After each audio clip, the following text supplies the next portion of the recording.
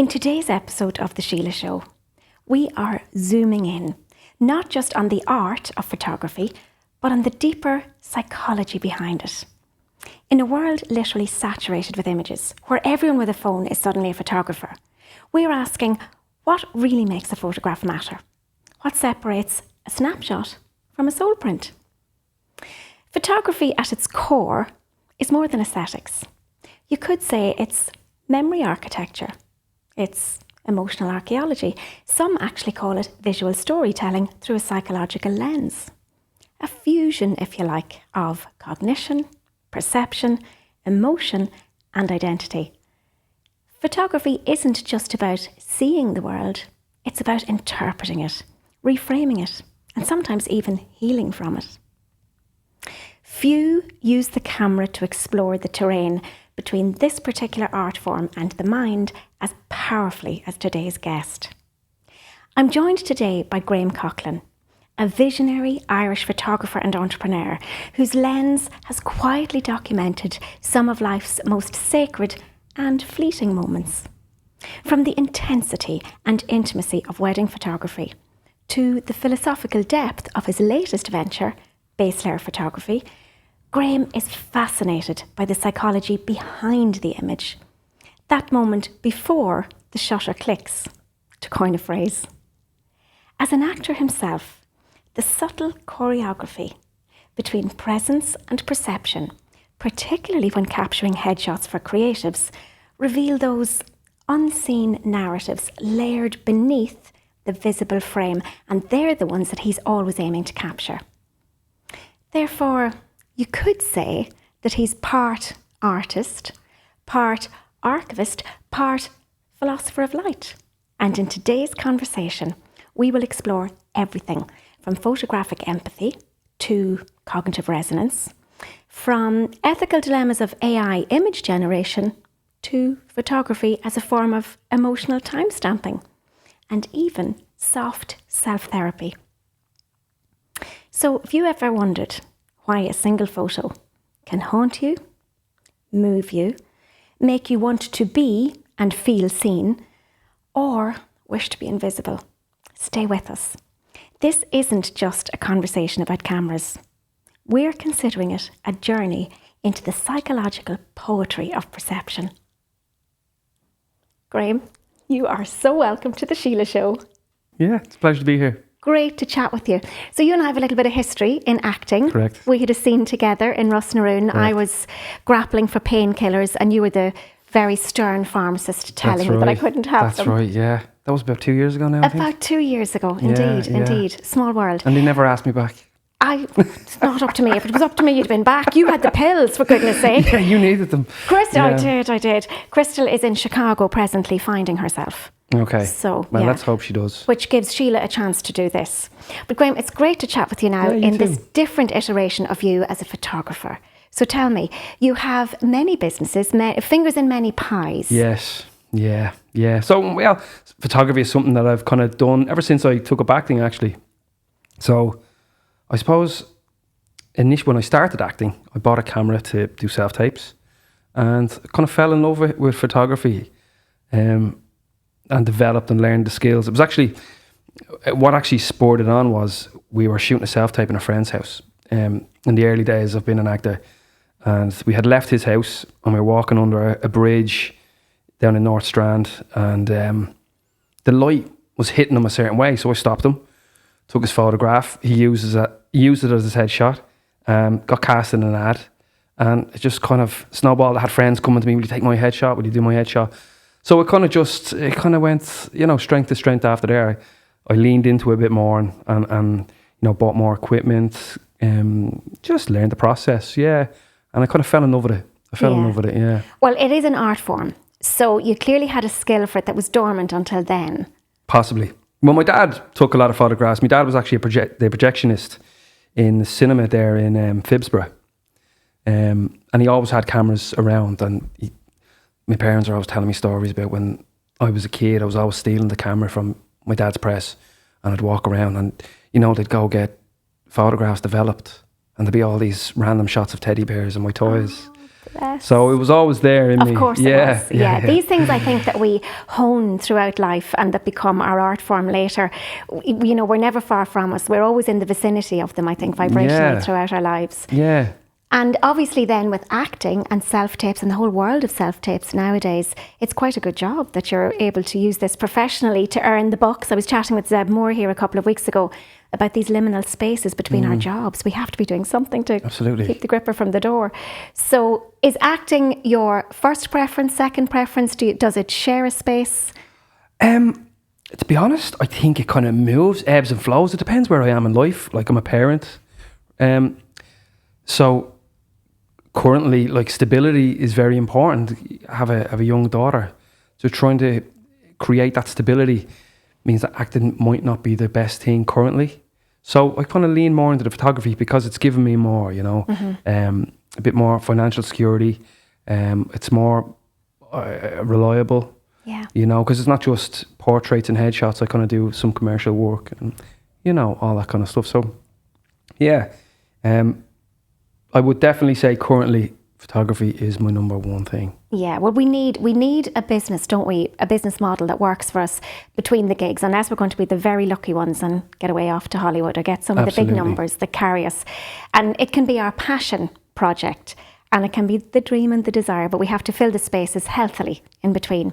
And you're definitely doing that. So you've launched your new brand, Base Layer Photography, and I'm just intrigued. Tell me even about the name. I love the name. Yeah, so I wanted to separate my kind of portraits and headshots away from my name, because a lot of people knew me as an actor, and you know, it's quite easy to get pigeonholed as one thing. So I was kind of toying with the idea of separating the portraits and the headshots, and I was looking for a name for a while, and I wanted something that kind of spoke to the foundational needs of headshots and portraits, because it's the first thing a casting director looks for, you know. So I came up with the idea of this name, Base Layer, being, you know, the foundation. It's like it's the base for everything moving forward, and that's that's where the name kind of came from. But as well, I wanted to lean more into the idea of what a headshot was, and trying to inject more personality into it, because I often see so many headshots and they're just kind of very stagnant and very still. So when an actor comes into the studio, you know, the conversation generally kind of bounces around about what kind of music they're into, what they're kind of currently doing. So music goes on, you know. Love it.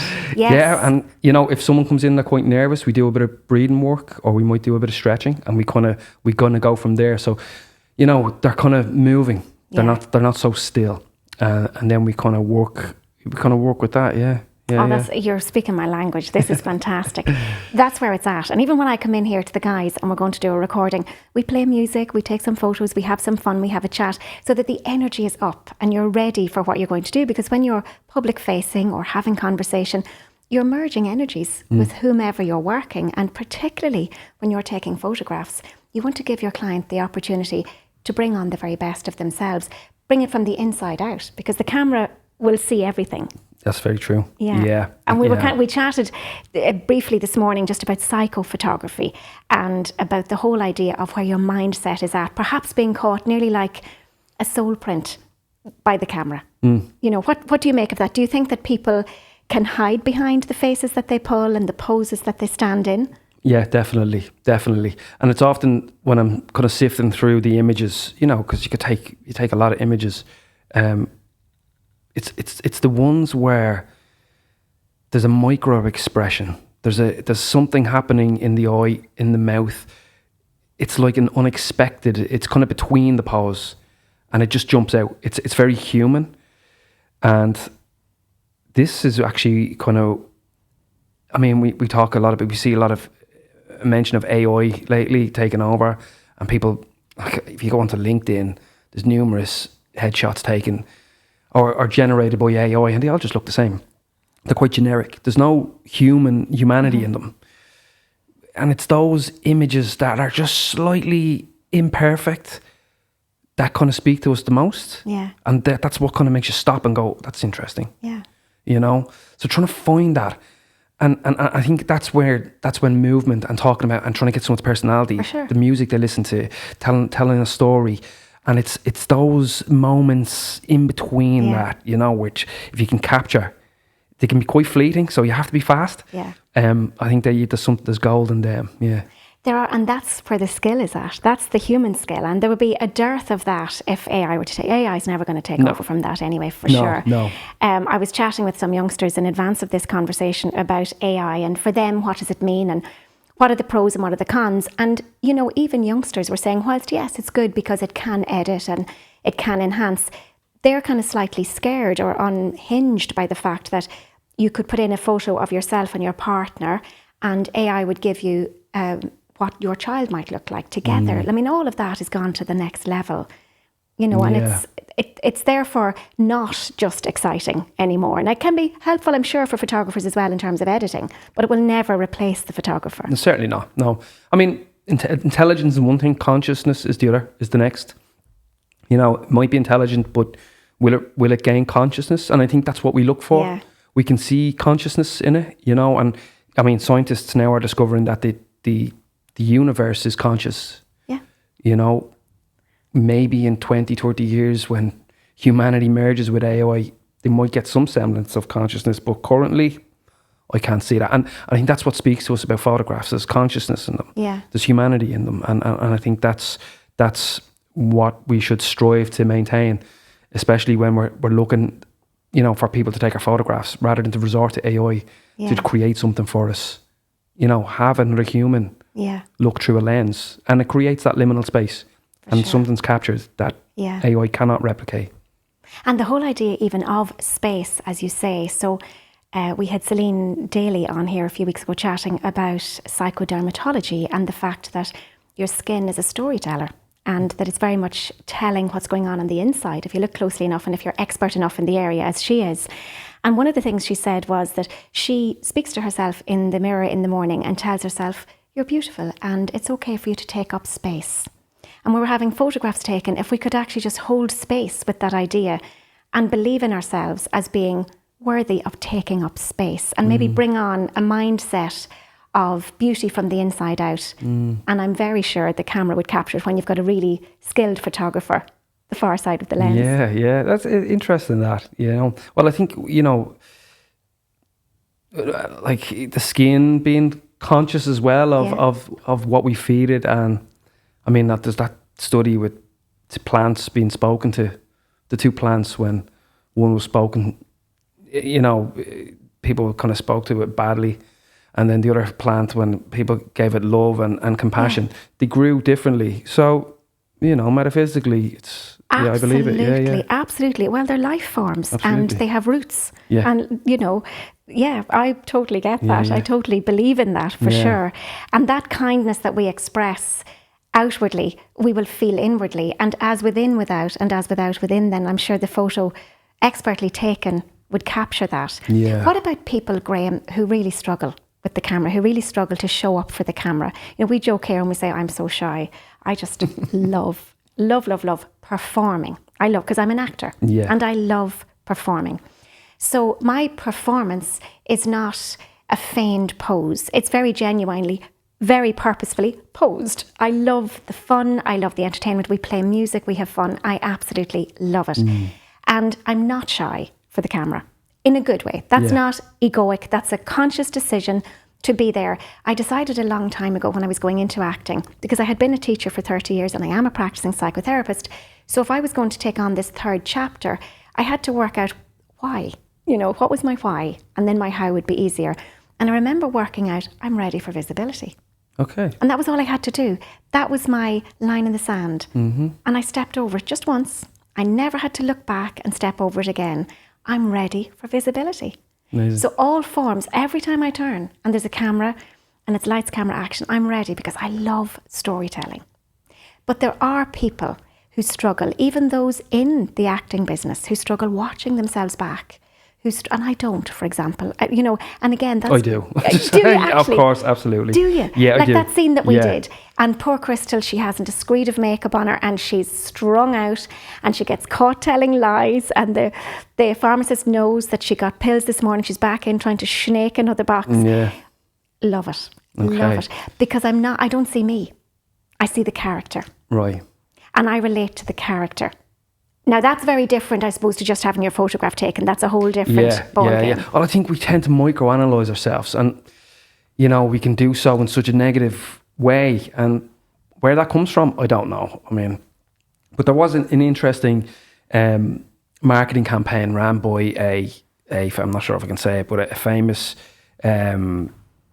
beauty brand a couple of years ago. And what they did was they had a police, one of these artists who will draw a suspect. So they had them set up, and they had women come in and hide behind a screen and describe themselves to the artist. So the artist then would capture, using the person's description, they would capture a rendition of that person. Then they would ask the person's friends to come in and do the exact same thing, describe the person. And they would capture a rendition of what their friends said. And then they compared the two images side by side. And how the person described themselves to the artist was totally different than how the friends described. They focused in on the flaws. So there were two different images, really. So it's funny how we speak about ourselves. And I mean, I've had lots of people come into the studio quite nervous, they hate getting their photo taken. And to me, that's totally fine. Like, the last thing I feel like doing is pointing a camera at them. Mm-hmm. So I try to engage as much in conversation. I think this is where music comes in, can really help. It doesn't matter if you listen to a bit, but just having something on that you can kind of relate to. For sure. Have a conversation, listen to someone. It's amazing when people can open up incredibly, and then I could slowly introduce the camera, and then it just becomes a thing. And then many times and often people come away saying that they had an amazing experience, and that it was they felt it was fun, they felt safe, they felt they were able to express themselves, and the images were great and it represented them well. So it's a process rather than come in, I'm going to take your photograph. It's more than that, It is, of course. It's very engaging, and it needs to be. And that's where, again, AI will absolutely never trump the really good photographer, because particularly in that space where somebody's energy is hidden or shadowed and they just can't show up for themselves. They're there, obviously, to get a headshot taken, for example. They wouldn't be there otherwise. If they're shy of the camera, they're not going to book a session with you unless they need it for their work.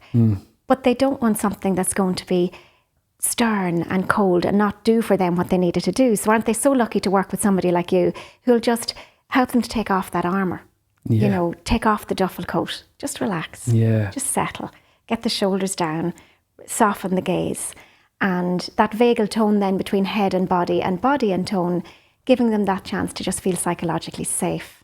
The photos will be totally different. Yeah, absolutely. Yeah, and it's like you speak about safety. I mean, that should be paramount. It's like even the breath, when we do breath work, I've had people who are really nervous.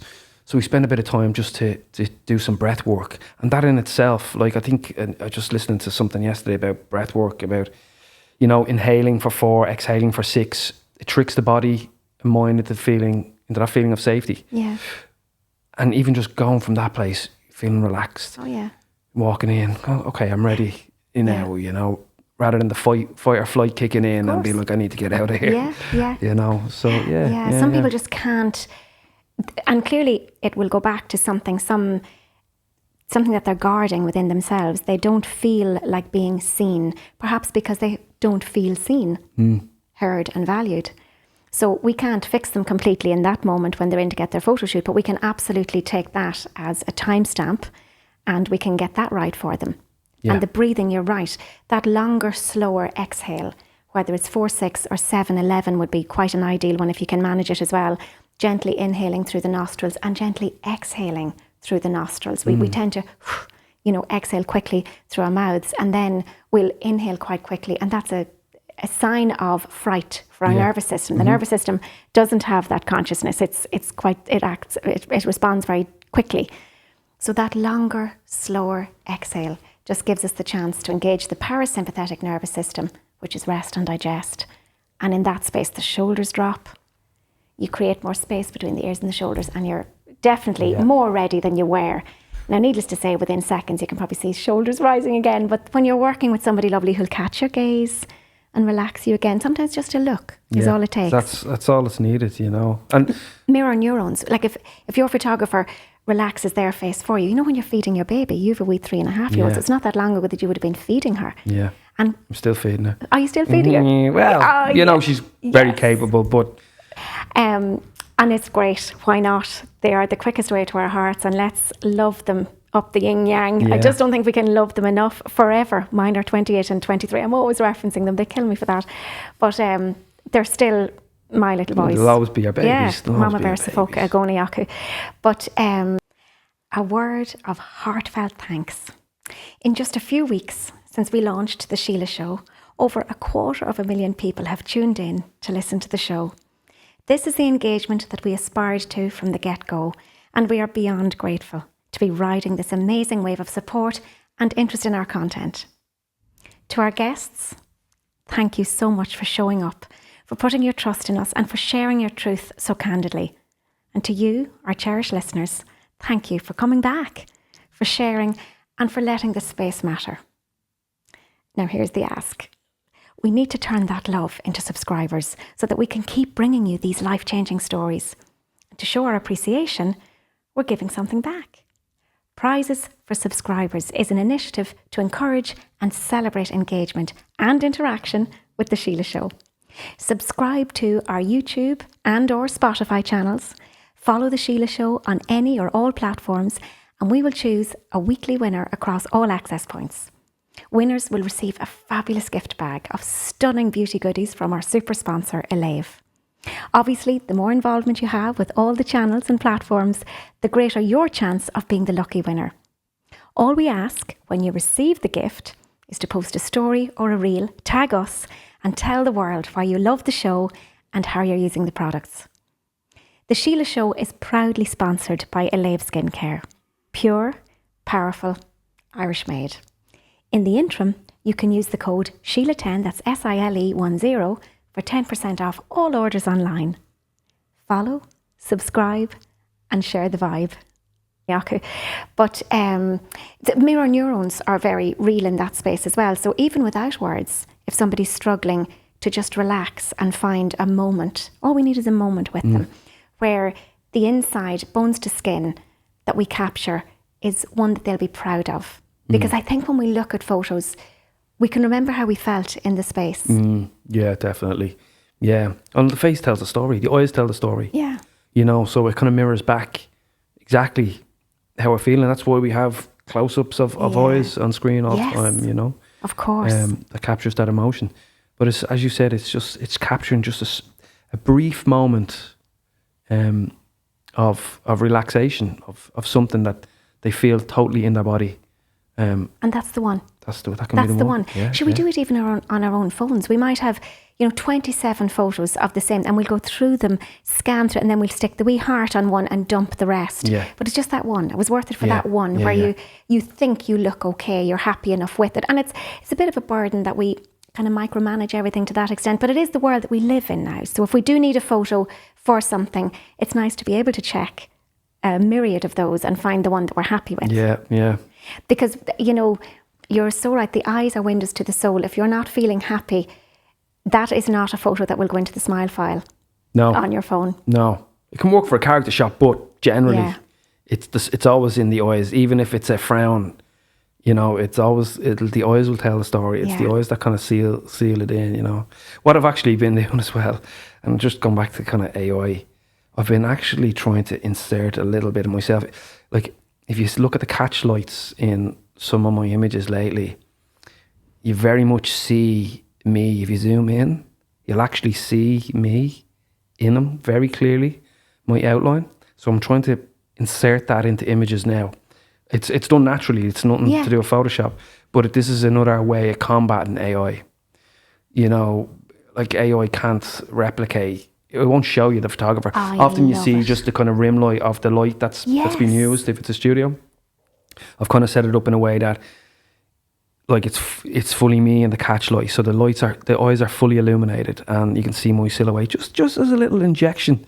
You know, just who's the photographer? Well, there he is in the eyes. How very Hollywood. I'm thinking black and white in my head when you say that. That is fantastic. Yeah, I love that. Yeah. So if you go on to my on my profile now and you just zoom into any of the eyes of any of the images, you're more likely to see my silhouette holding the camera. Oh my goodness, I love it. Yeah. I love it.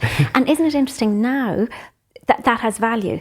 Previously, we would have been doing the cleanup, using our iPhone to take that out. Yeah. But now, because of perspective, isn't that amazing? Now, because we are trying to trump AI, we go back to the original thing and we don't clean it up. It actually becomes the authentication stamp, if you like. Absolutely. Yeah. I love that. Well, I think that's another thing about AI. Like, you know, I think it'll force humans to evolve and adapt and overcome. Like, that's what we do.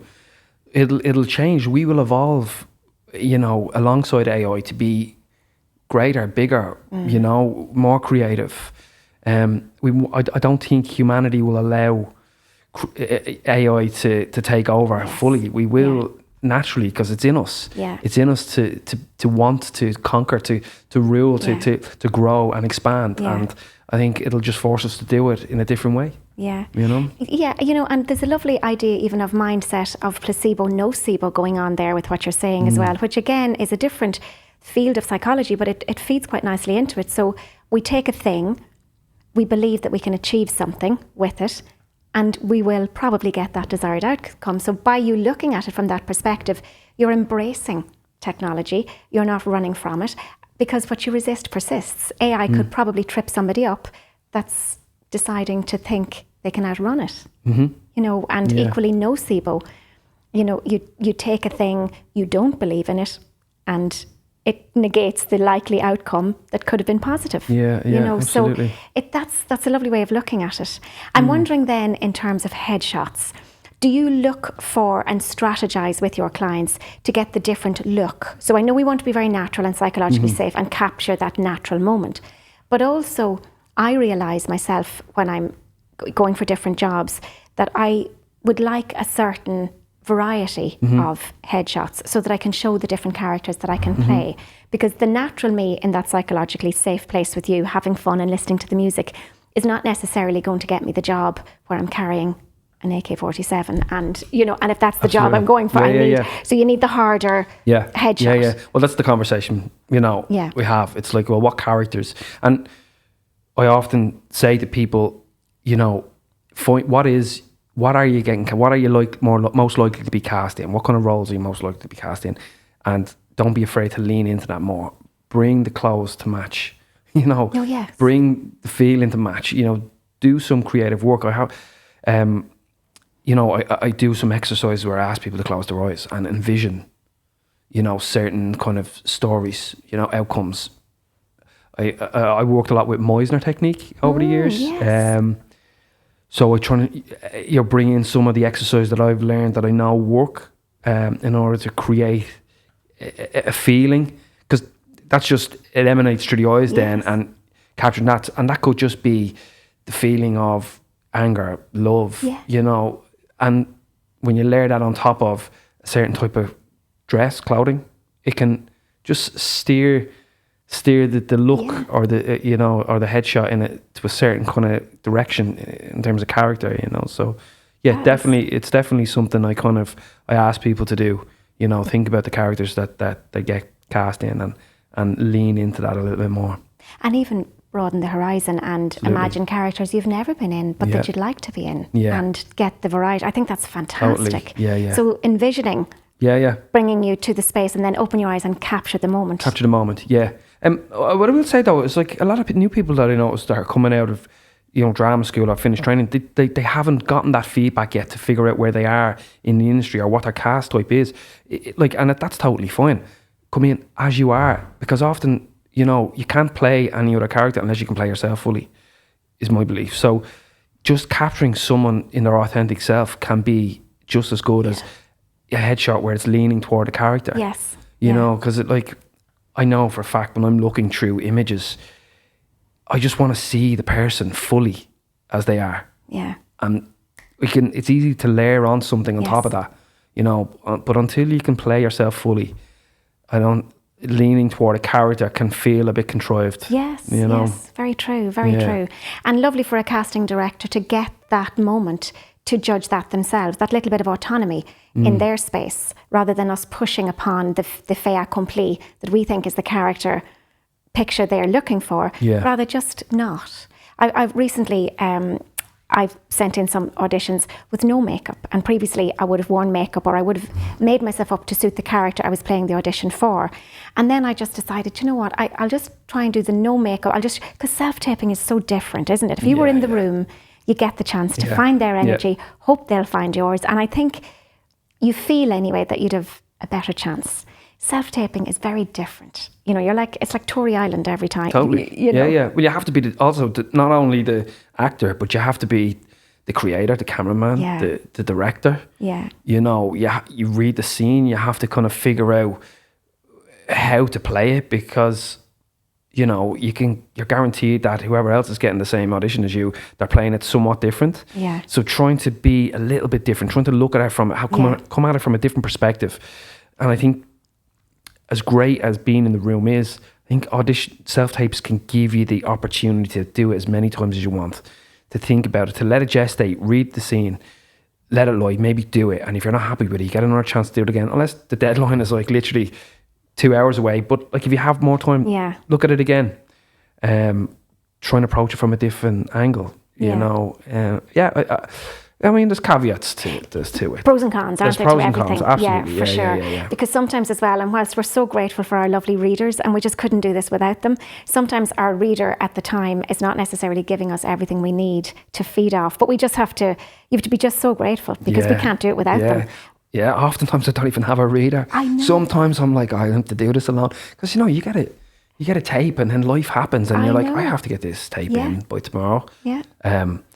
So you're trying to draw from all your resources, but maybe they're not there. So oftentimes I will just go do it myself, and I'll probably drop in my voice in the background. Yeah, as the reader. Can. This is where your digital awareness comes into play, and you can do that. I wouldn't be able to do it. I would be very cumbersome with that. So I've always had a reader, but sometimes it's funny, you know, sometimes it's my lovely hubby, and it's just not his thing. Yeah. And it's funny. We have a laugh. And it should be enjoyable regardless. I mean, because ultimately, the bloopers are hilarious. That's why we do it, isn't it? Because it's fun, you know. Once the fun gets removed from it, it can kind of feel like a chore then, you know. It's different though. Times are different, and you know, digital disruption is where it's at, and we need to move with it, and you know, be able to reframe it literally and metaphorically. Tell me about your wedding photography. When I think about capturing moments, and I think about the wedding, and I saw some of your amazing work, they are moments in time in people's lives that they're never going to forget anyway. And enter photographer, videographer. I mean, you're probably the most important person, apart from top table guests, in this space, because you're capturing that forever in the day. Yeah, I love it. I actually, you know, it's a lot of work and quite energetic, but I love it. Like, it's something it's very, like, you know, you arrive, generally, you meet the bride and groom separately in the morning, and everyone's really nervous, you know. So I have a little kind of strategy. When I first meet them, I kind of don't point the camera directly at them. I'll kind of start going at the details, the dress and stuff like that, just so they get comfortable with me. But as the day kind of unfolds, you know, it's kind of interesting. The feedback you get from people who come over to you, you know, especially after they have a few drinks, is gassed. I'd have a great time. I'd be up dancing and everything right at the end of the night, you know. It's great. So you'll stay and take the casual photos even after the formality?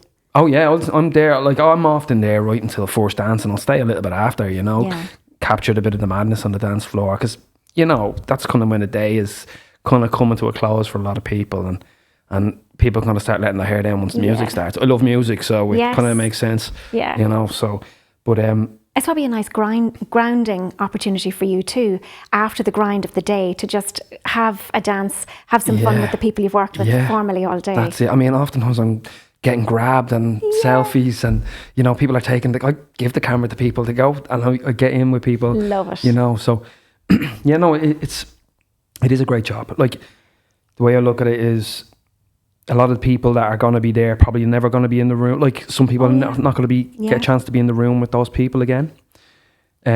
So it's a great privilege to be able to capture that for people. You know, that's why I take as many photos as possible. Like, I would describe myself as more of a documentary photographer when I'm at a wedding, blended with more kind of creative things, you know, creative photos, when it's just a kind of couple shoot and stuff. But no, it's amazing. And what I love actually is, talking about the music, is the dancing images. I have so many amazing images of people dancing, particularly people who are older. They just don't care anymore. They just do not give a shit. But can't they dance? They're fabulous. Oh my God, we're useless as youngsters. Youngsters, I can't believe I just said that about myself. Get over yourself. But you're right, because it's often the younger people that kind of stand there very self-conscious, and it's the older people who are up giving it welly. Yeah. And I have some amazing images. So much that I was thinking, like, I'd love to create a coffee book of just people dancing at weddings.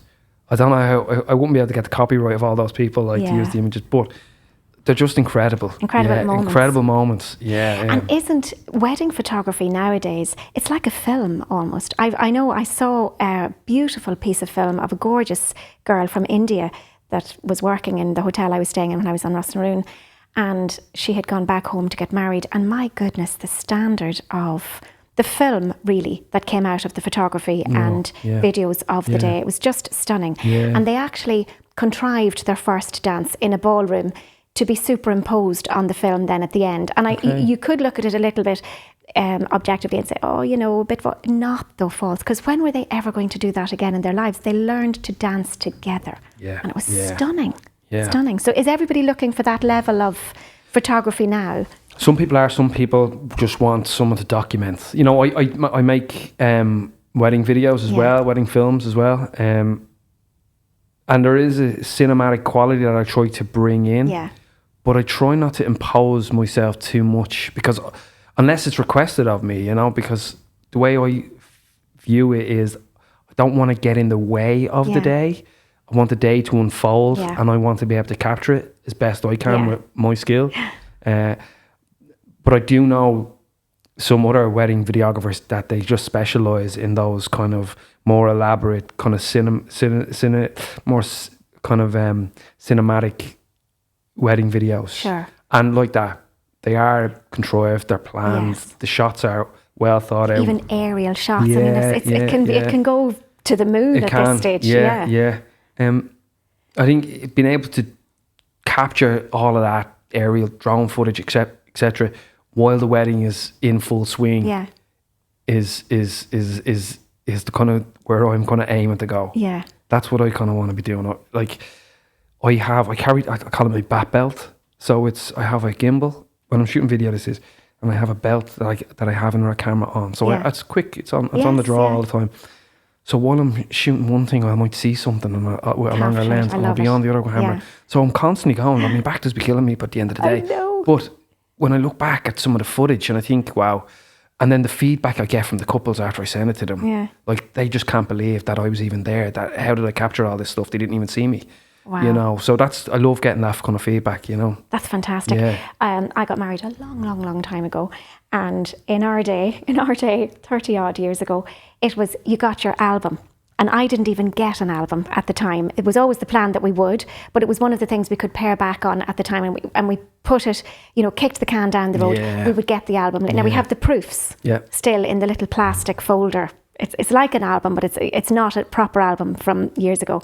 And we used to just literally sit and look through that so often. But it's so different nowadays. And the guy that did our video was waiting at the hotel. We went in a Pony and Trap, and it was literally a Pony and Trap, and it was a day like today. It was chucking it down. It's the Ireland. 9th of July. It's Ireland.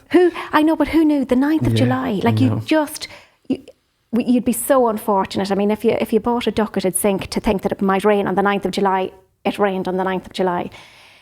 Lashed. And when we got to my dad and myself were last to leave the house. My lovely late dad and myself were last to leave the house. And we were having a lovely chat going up the road. And he was quite nervous, gorgeous, gorgeous man. And we were chatting. I was kind of minding him going up, because I was so excited. Even then, I was so not a bit nervous. I was gathering up my dress. I couldn't wait. I wanted to run up the aisle. My poor husband was not nearly as relaxed at all. I think he wanted to take off out the side aisle. But we got there. And my dad had taken off his top hat to catch the rain, which was coming in the window. Because this was now a pony and trap. This was really old style. Okay. It was not fancy at all. And there was rain coming in the window. And didn't he get rain caught in the hat? And the video is there. And when he puts the thing on, you can see the rain dripping down. But we laughed afterwards. And that was in a day when, you didn't really edit that out. Those skills weren't in it then. No, it was very basic. I wouldn't edit that out now. Yeah. Why? Like, that's the day. That's how it unfolded. They're the memories. You don't erase those, just because they're not perfect. It goes back to what we're talking about. Yeah. Imperfection. You could have a wedding album, all perfect images. Great. Yeah. It's the images that people are looking at that are slightly imperfect. Yeah. Little looks. I love candid shots. I like taking a shot across the room. Person doesn't know I'm taking the photo. They're in mid-conversation and they turn and there's just a look in their face. Yeah. It's real. They're engaging in something real. Perfect, I know. Especially when there's kids involved. Like I love, you see kids and they just run around. They've no concept of what's going on around them. And they're in a world of their own. And I often find couples are like, we love the images of all the kids. We just want loads of shots of the kids. Yeah. Oh, they're stunning. And, they're very evocative to look at, even if they're not your children. Yeah. It brings on nostalgia for you. You go down memory lane about yourself as a child when you look at photographs of children, even if they're not your children or yourself. Yeah. On the subject of which, perfect segue, because I wanted to talk to you about inner child work and photographs. Have you ever contemplated this, or have you encountered it yourself in your own life, and now that you're rearing your gorgeous little girl and you have your teenage boy, where there are sometimes photographs of our childhood that just make us feel sad, or we're not happy, they bring us to a place that isn't a great place to go to. Have you ever considered photographs as kind of soft self-therapy as such? Personally, well, it was only actually looking at an old photo album of us. I have three siblings, two older brothers and a younger sister, and we were kind of just flicking through images. My mum took down a bucket of photographs. It's a big plastic container full, and we were just kind of flicking through them. And the nostalgia and the emotions and the feelings, and because you look back because it's a snapshot of time of, you were a certain age, a certain mindset. And it does, you get flooded with the memory of how you might have been feeling then. Mm-hmm. And I think the image captures it perfectly, whether it's the sepia, it just captures the time perfectly. And it transports me back. And it just, it does make me sad, sometimes, or it fills me with joy how grateful I am, that everyone's healthy and everyone's kind of moving on. It is interesting. I take a lot of photos of my own daughter currently, just, documenting her as she grows. Yeah. But a fascinating thing happened not long after she was born, actually. Maybe I'll just kind of veer off into this.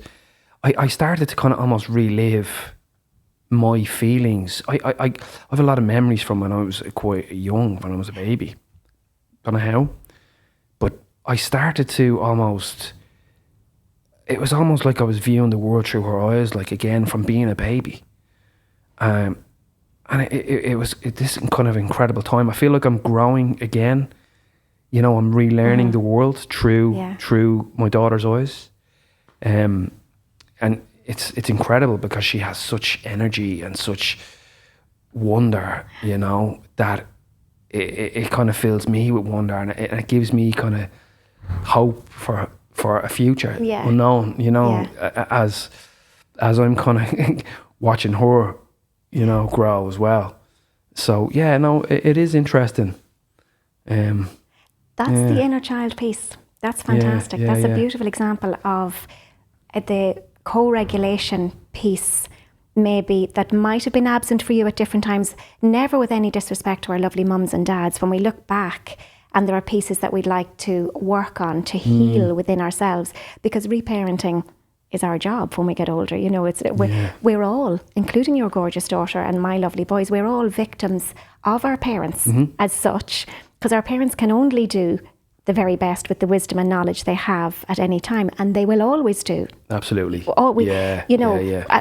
With the wisdom and knowledge they have, no matter what the circumstances, and it can be very trying in some cases, but we can reparent then. And the lovely flip side of that is that beautiful moment that you're expressing in a protracted way, where you're seeing yourself as a child through your child's eyes, and maybe bringing a co-regulation to her, which will help her to self-regulate going forward, bringing your calm to her chaos, capturing the different moments. It's really important. Those formative years are so important. Oh, absolutely. And just what you said there, like, you know, talking about my own parent, like about our parents, I have learned from being a parent again, you know, because my parents were actually a lot younger than I was now, even when they had us as kids, and 3 boys couldn't have been easy. Yeah. So it's actually reframed my perspective on how I thought of them at the time, and how difficult things must have been, you know, for them raising 3 kids. Yeah. So it's helped me to respect their journey as parents as well, especially, you know, which has actually brought me kind of closer to them in a way. You know, without them, they might not even know this. But but it's definitely helped heal maybe a lot of things that I had going on from when I was a kid. You know, I think we all do. Of course. But, you know, it's definitely helped in that regard. Yeah, isn't that lovely? Isn't that lovely? Yeah, it is, actually. And you bring the wisdom and knowledge of that to the space while you're rearing your lovely daughter. Yeah. But you will still get it wrong in so many ways. She will still come along, because that's the natural order of things, and that's okay. That's okay. I think the best thing that we can be for our children is good enough. Show up for them. Yeah. We'll always, well, insofar as we can, we'll probably definitely meet their physical needs. It's the meeting of their emotional needs while we're trying to meet our own that sometimes drives us apart, I think, when they're younger. But I think what we wind up in this generation has to get unwound in the next generation. So if we can do a lot of our fixing while we're here together in the world, isn't it lovely? Yeah. You know, you said, that peripherally you're realising as you're rearing your daughter how difficult it must have been for your parents. And whether you say it to them directly or they hear it in this interview when they hear it back, and they get the big cuddle then of acknowledgement after it, however it comes, it's okay. Because that's the time, place and sequence for the healing. There's no right time. There's no right way. Agreed. You know, and I think we actively must strive to be a kind of a circuit breaker for any kind of trauma, past trauma. And I think overall, societally, I think there's a lot of that happening as well. I think we've definitely kind of the awareness of past traumas, whether societally, you know, as a country, I think becoming aware of it has helped us then become a circuit breaker to help heal for the next generation. Because, you know, a lot of the problems we may have personally, societally, come from historical things that we don't know how to handle it. But, you know, the likes of doing things like this, you know, having a conversation with someone. I know. Putting it out into the open, recognising it can help the healing process, you know. It's lovely. And it's lovely. I think anything that you do on purpose and that you remain on purpose with that, for that, anything that's done for the higher good can only benefit everybody. Sometimes not immediately. You have to delay the gratification. But there's a beautiful learning in that as well. There's a lovely patience, which is quite a virtue with that. You don't need to have it all right now. If you're doing something, in essence, for the higher good, in the fullness of time, of course, it's a nice place to get to, that if you can believe that it will all be okay. The percolation phase. Yeah, for sure. And I think photographs are a trigger for that, and quite a healing timestamp for that. They're a bit of a soul print, or like an emotional fingerprint, really. You know, sometimes you look at a photograph and it might invoke a sadness and a disappointment. And I think, in my own experience, a good thing to do with that, delete if needs be, or just put into, archive it. You know, put it into a folder that's not going to be seen, maybe encrypted so it's not going to pop up on your home screen. You know, I know when certain photographs pop up on my home screen, invariably oh yeah, I remember that day, and I'll send it like a wally to my poor little, and they said, Ma'am, we have it too. You sent it at the time, we know. But it's lovely, and it generates that energy, and they can be in another country doing another thing. It's, we're all doing different things, but we come together energetically in that moment. But I think that comes from wisdom as well, though. The wisdom of time, like recognising a certain photo captures something, especially like you want to share that with your kids, but I think wisdom hasn't caught up with them just yet. They don't. For sure. They haven't recognised the value of what it is you're trying to show them. Valid point. They might know the price of everything and the value of nothing. Exactly. Yeah. We want to get them to whereas we know when we're older and we've been around the block, we know the value of everything, and we're not as concerned about the price. It's definitely different in the second and third chapter of life, I think. In the morning of our lives, we're packing everything in. We have to have it. I have to get to the next level. I have to achieve. Yeah. And in the afternoon of our lives, we just want, more so, insofar as we can, want to be and experience, and how people make us feel and how we make people feel, I think, is the big value I love piece. that description of the morning of our lives, the afternoon of our lives. Yeah. Well, I feel I'm falling upwards still into the afternoon of my life, because I've had 3 careers, all of which I've loved. Some of them are still dovetailing in and out of each other. And I honestly feel biologically younger now than my chronological age. And I think probably biologically younger than I felt when I was much younger chronologically, because I keep reinventing and I keep showing up. And, there's a lovely concept. I don't know if you're aware of it. I think it's from Father Richard Rohr, die every day.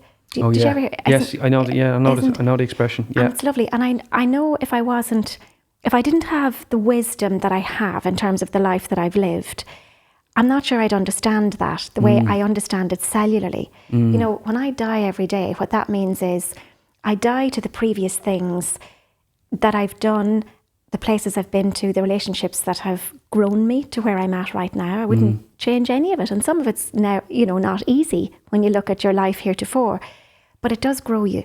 It takes you to where you're at. Yeah. And if you can die to that consciously and then arrive to the next moment in innocence, you're ever ready. Yeah. Well, I think the closer we are to death overall, the closer we are to life. Yeah. Lovely.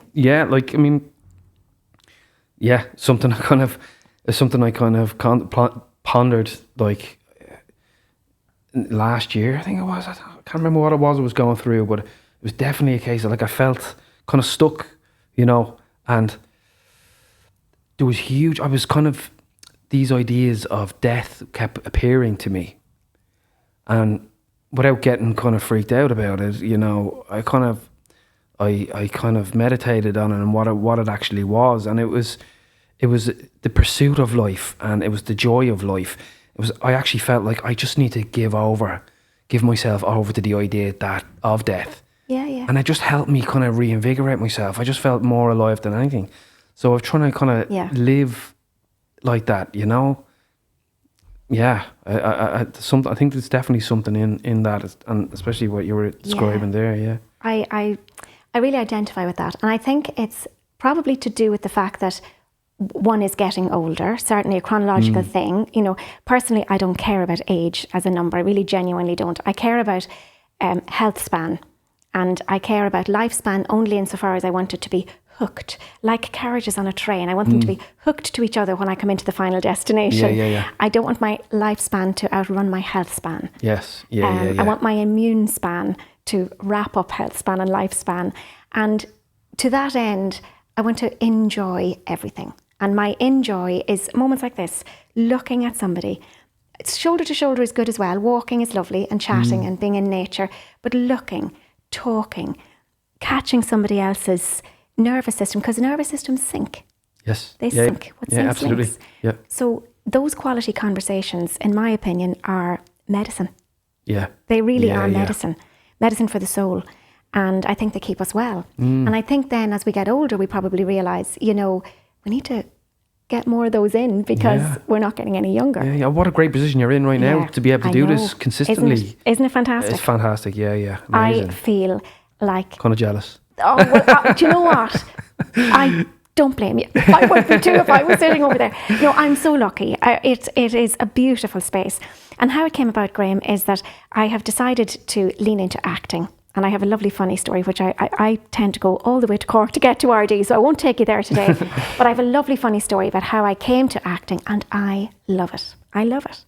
It's like I've arrived on the stage that I was looking for all my life. I was in the auditorium watching it all my life, and here I am, I'm on the stage, and it's lights, camera, action. But you can't book the jobs back to back. You just can't. Yeah, so you need to do other things. Yeah. But imagine being able to do this in the space in between. Amazing. Yeah, it's great. Amazing. Yeah. And all of the people that have crossed the threshold of Magic Door Studios have been lovely. They've brought something lovely to the space. The feedback from the podcast is phenomenal. We're blown away, actually. Yeah. We're blown away. Incredible. Yeah, so like that, it's growing me. I hope it's growing other people that are listening. And I hope, if anything, it's probably bringing in the sense of the simple things are really the things that matter. Just conversation. Yeah, absolutely. Conversation. Sharing.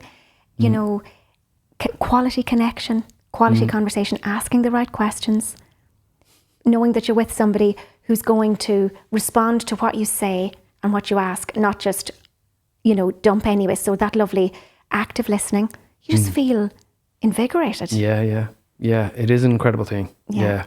I kind of giggled just because the feedback I got about my daughter, some feedback I got about my daughter, the exact same kind of thing, asking the right questions, and listening, actively listening and taking it on board, because then it becomes, say, a two-way street. It's not just, like you said, just verbally dumping on someone. Yeah, and isn't that fabulous, the synchronicity of that? Because you had that lovely meeting this morning and you arrived in here on a cloud, and I don't blame you. I remember all those moments myself. And by the way, here's the irony. I was the teacher at the time. My kids were in my class. My kids have such a funny story to tell.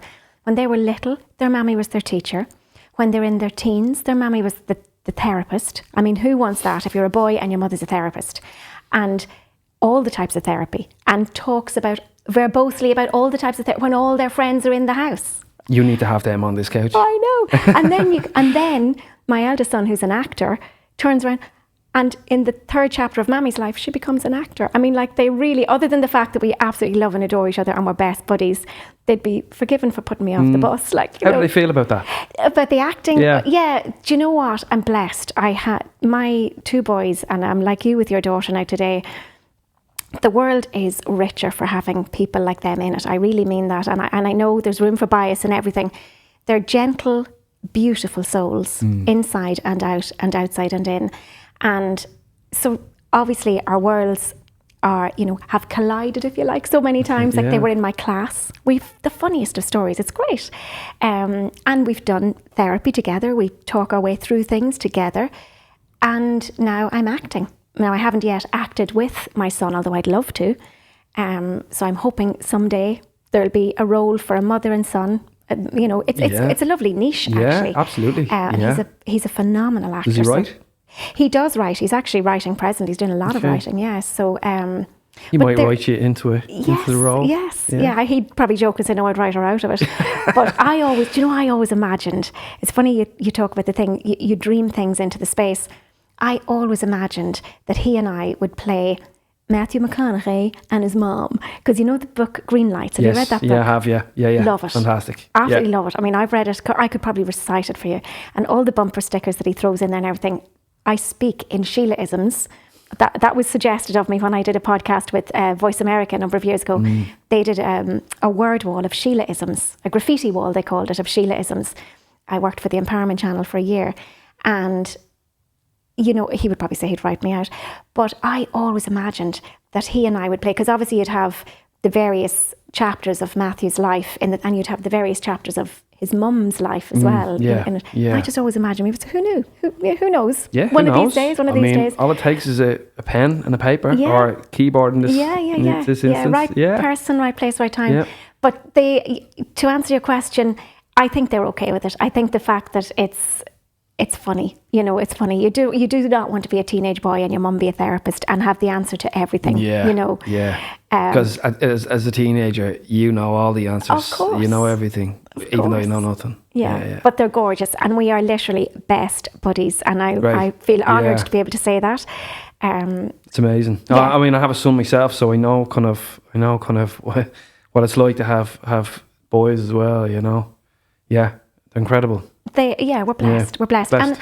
And you know, they're blessed too to have parents who love them so much. And at the same time, everything's relative. And when we can't throw everything at them, you know, we do, you know, cloth and measure comes to mind. Of course, yeah. People need to know their own purpose, and they need to be on purpose themselves. Yeah. But I think if you love somebody and then love them more, and then when you're done doing that, love them more, it comes good. It does, yeah. And also you kind of have to, you know, let them find their own kind of way. But like that, once it's supported through love, that's all you can really do. They often find it easily enough, you know. And funny too, when you say that, just when I think back over the years, in relation to some of the photographs that I look at, and some of them are just so full of joy. You know, I actually, one popped up on my phone. I don't know why a photograph of Christmas popped up on my phone, but it did. They mustn't be random.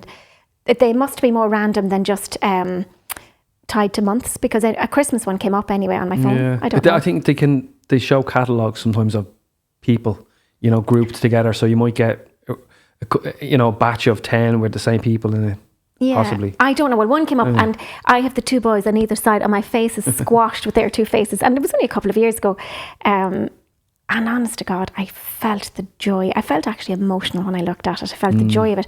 And yet sometimes I look at photographs and I can see that they weren't sad, or they weren't happy at a certain time. You know, their little wee selves, just things weren't right for them. Yeah. And I still feel that pain. Yeah. So photographs definitely are a window to the soul. Absolutely. Window. Yeah. And I think of maybe Keith Barry. I love what you said earlier about the twitch in a face that you try and capture. I looked at a lot of your work in advance of this, and I was reminded of the fact that Keith Barry, for example, wouldn't be using magic when he reads minds.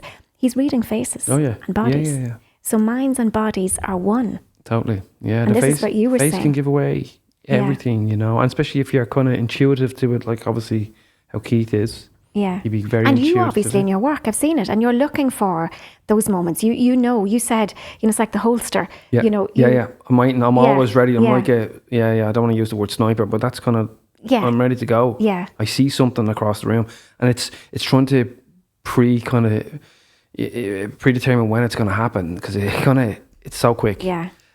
Trying to get in there ahead of, preempt it, you know, and that's the trick.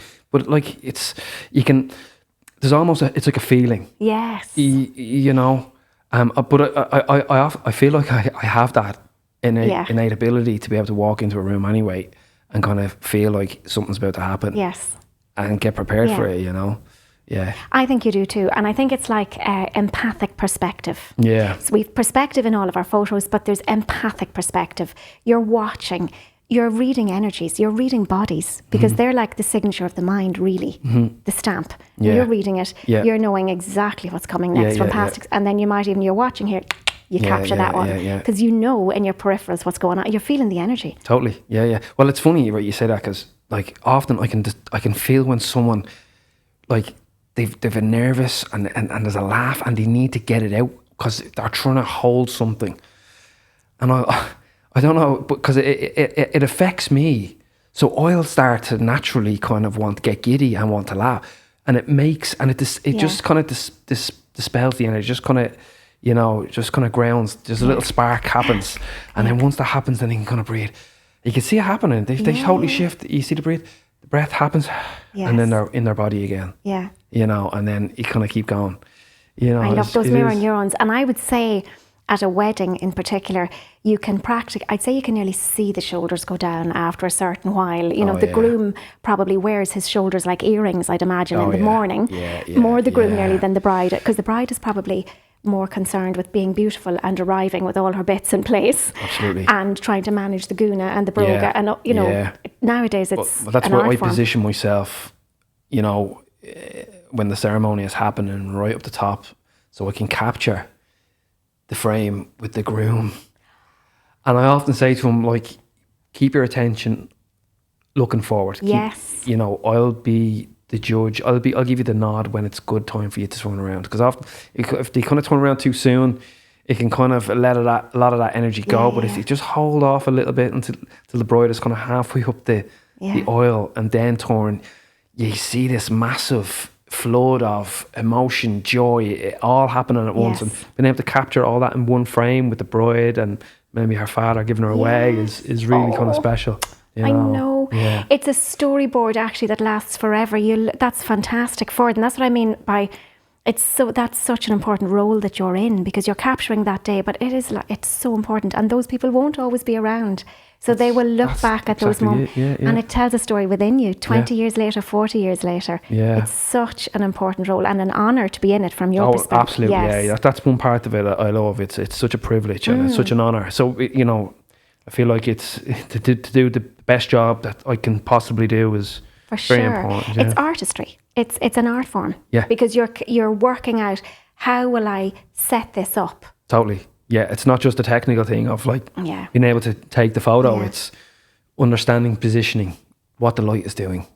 It's kind of getting ready to try and figure out if there's a moment about to happen. Yes. And sometimes we'll try and guide a moment. If I see it there, but it's not fully forming, I'll maybe just give it a little nudge along. Well, we do that even with our plants. We might put stakes in them just to get them. Yeah, exactly. But then we can take it away. They get stronger. Yes. Yeah. And that is gorgeous. We could talk forever, but I'm going to ask you, what would you say? Because we referenced that the inner child work is special for me when it comes to photographs and helping people in my own consultancy to work on feeling stronger within themselves and exorcising those ghosts that they've stuffed into their shadow self. It's it can be the work of a lifetime. And I love that we were able to wander into that space today. What would you say to your younger self? Now, you had some lovely vulnerable shares there, vulnerability as your strength, where, looking back can be a bit nostalgic and, not even the forgiveness of parents as we get older, but that unhooking from the opposite of forgiveness, whatever it was. Sometimes we bring stuff with us and we always want to say, but you did the unhooking from that. What would you say now to your younger self? Your lovely boy is 15, am I right? 16, yeah. He's 16. 16, yeah. Interesting. And I asked my guest last week as well, what would she say to her 16-year-old self? So what would you say to your 16-year-old self? That's a tough one. Try and envisage a picture of you at 16. Well, it's not so much what I'd say, but more so an action. Like, I'd probably just hug them. Oh. Yeah. I often envision myself as a little boy around the same age as my daughter and just holding their hand.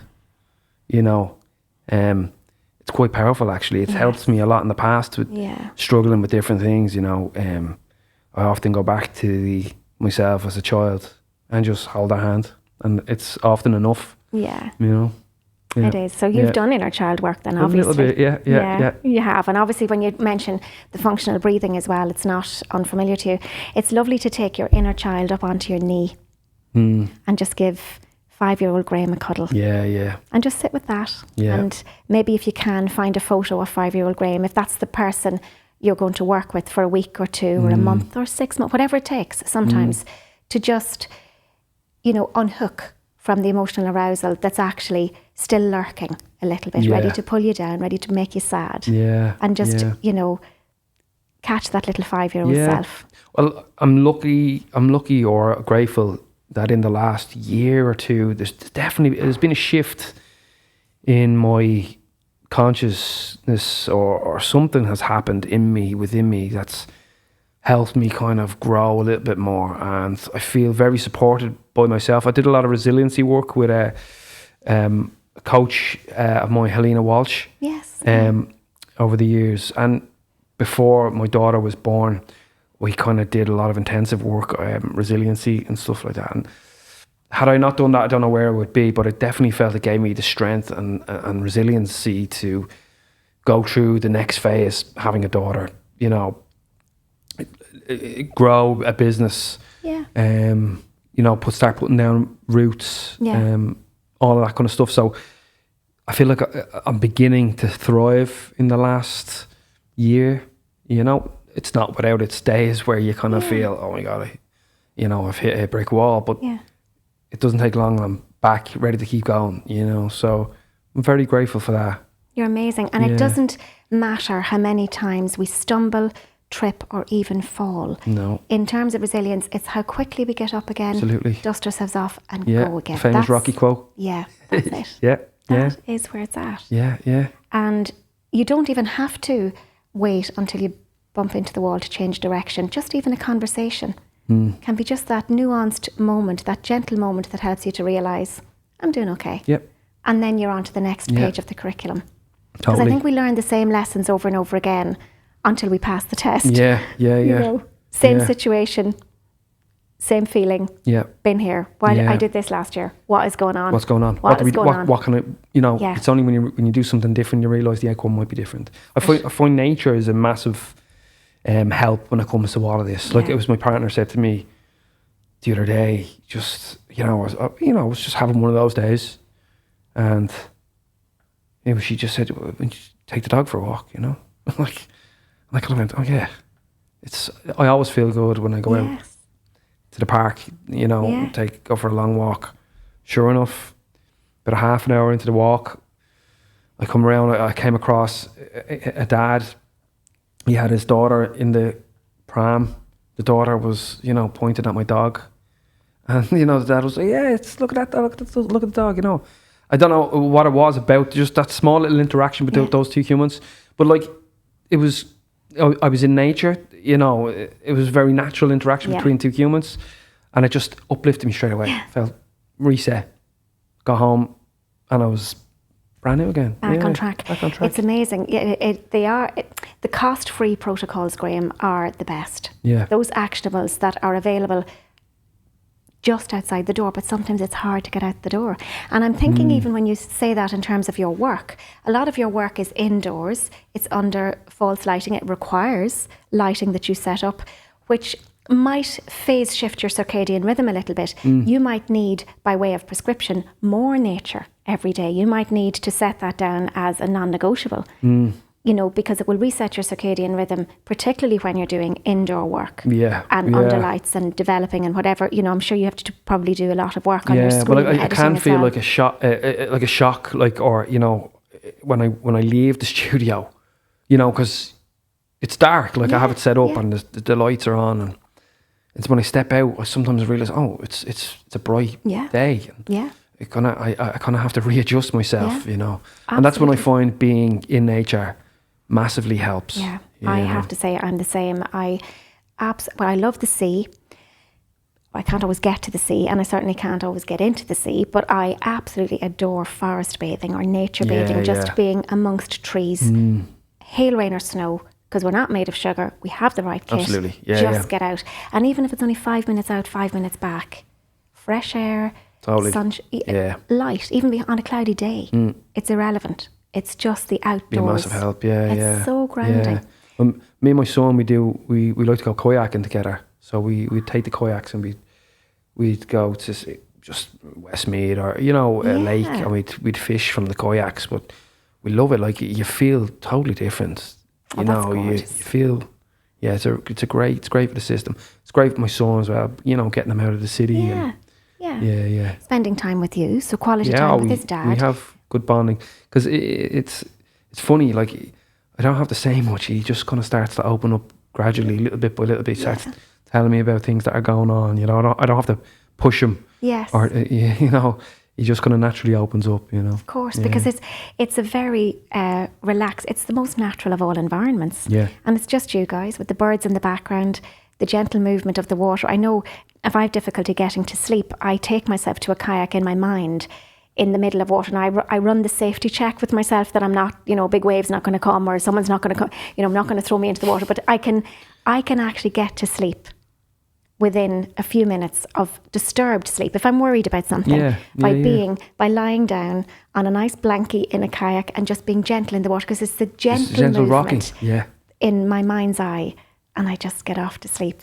Yeah, it's incredible. Yeah, maybe do a bit of a cognitive reshuffle, take a word, a silly random word like, I don't even, fish, any word, tree, anything, and just do a cognitive reshuffle, spell the word out to myself, taking another random word for each of the letters, and usually by the time I get to the end, that's it. I can't even, I'm gone. Yeah.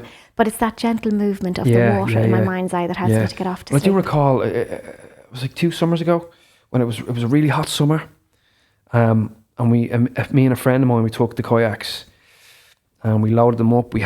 I had a cooler box with water, food, and we just set off down the River Inny in Westmead, and time totally escaped it. Like we must have been kayaking for about 4 or 5 hours in one direction with the flow of the river.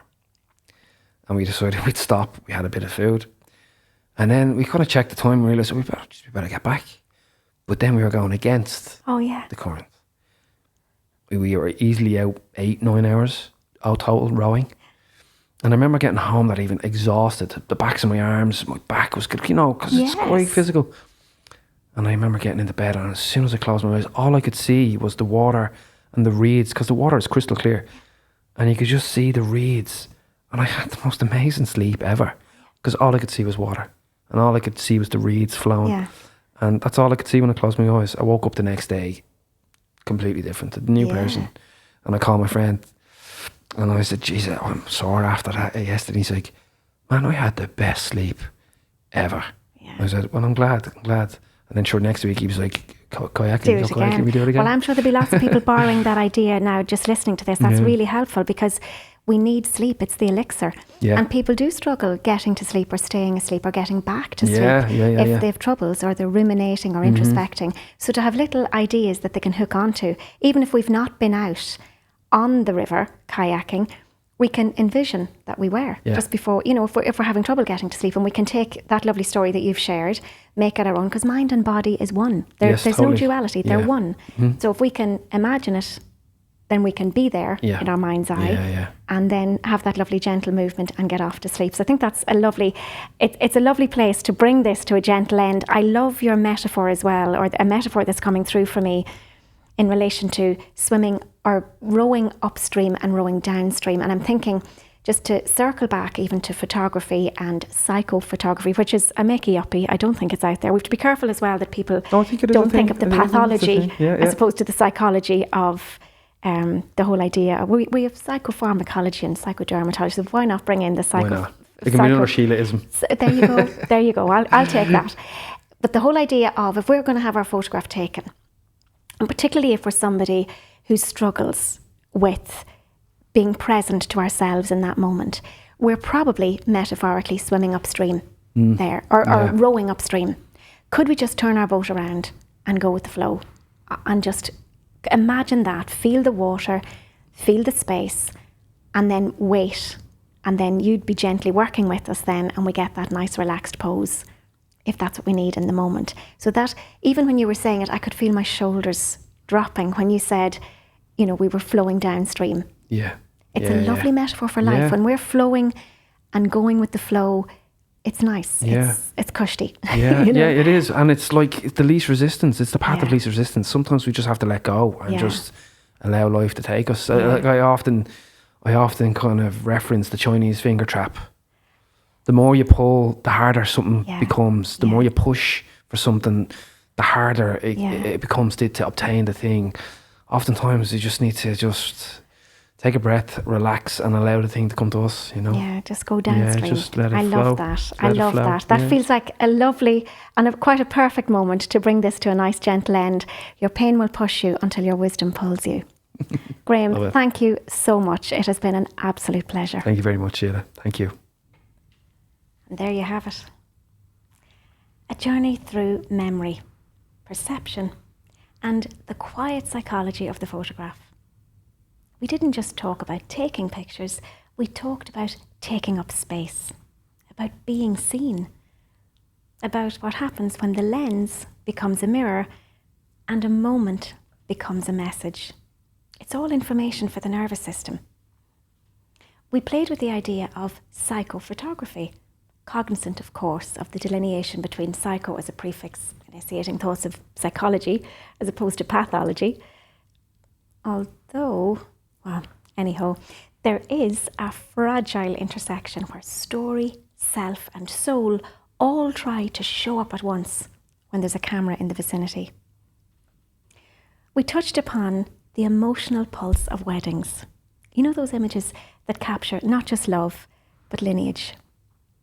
We explored the smile file as soft memory work, and we wandered into that sacred territory of inner child seeing.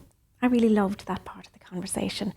And somewhere in all of that, we glimpsed the real gift of the image, not just to freeze time, but to free it, if possible at all. We spared a thought for those who find photos hard to bear, not just the ones who hide behind silly faces or hands in front of the lens, but the ones who've mastered the pose, who know their angles like armour, who pull the chin, purse the lips, harden the eyes, because somewhere along the way they learned that if they can sculpt the outside, maybe they can silence the chaos within. We contemplated this part not as vanity, but as survival. A soft science, if you will, to meet one's basic emotional need for control in the, for some, seemingly hostile space of being seen. Because beneath that practiced pout, that chiselled jaw, the filtered highlight, there's definitely someone aching to be caught in a moment that they don't have to manage or curate. And there really is something unforgettable about someone forgetting to perform, or performing with an absolute readiness for visibility. I know that part myself. So your task for this week, it's not to pose better, it's to pose. I'm all about the poses. Find one photo where you weren't in control, but you were fully there. Let it tell you something that you've been too proud or too scared to hear. Let it remind you that authenticity doesn't need retouching. Presence definitely doesn't need approval. And softness, in the context of photography, is your power. So whether you wear it boldly or hold it close, your glow remains. It's stitched into you effortlessly, unmistakably. And it appears when you're not looking. It shines when you least expect it. If you wish to feel it, simply allow. The art of allowing your glow grows you. And I suppose, to borrow a culinary analogy, what grows together goes together.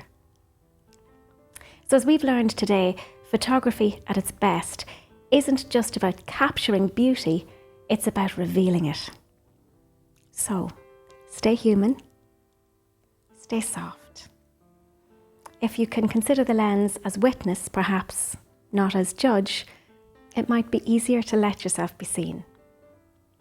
Imagine, if you will, the mirror, a lens, or your concept of how you perceive that you'll be seen and received in company, familiar or otherwise, like the middleman, and cut out that middleman. Breathe in a message from source energy instead. I think the Ascended Masters, or your soul group, might say, as Denise Hagen actually was channeled to tell us in one of her beautiful songs, if you could see what I see, you'd never lose your smile. And so it is.